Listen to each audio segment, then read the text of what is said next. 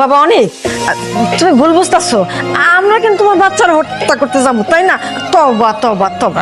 আমার কি মনে হয় জানো, আমার মনে হয় ডাক্তার তোমার ভুল কথা বলছো। তোমার চাচি তো খুবই সহজ সরল মানুষ, তাই না রে শান্তা? চাচা, আমার তো বাবা মা নেই, আমি এতিম একটা ছেলে।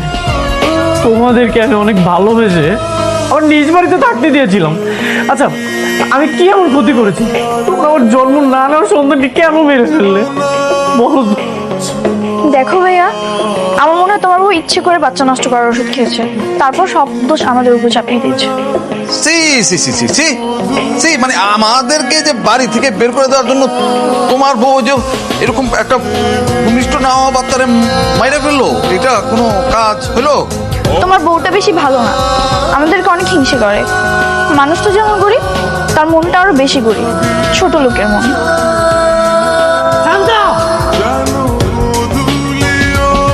বেঈমান, বিশ্বাসঘাতক!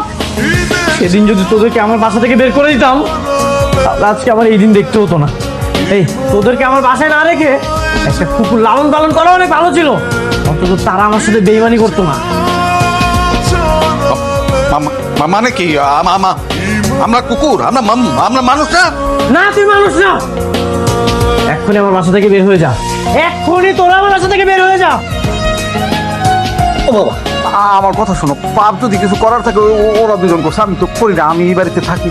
কেউ থাকবে না, কেউ থাকবে না আমার বাসায়। তোরা এক্ষুনি আমার বাসা থেকে বের হয়ে যা। আমি কোনো ঝামেলা চাই না, সেই জন্য আমি পুলিশকে ডাকিনি। যা, এক্ষুনি আমার বাসা থেকে বের হয়ে যা।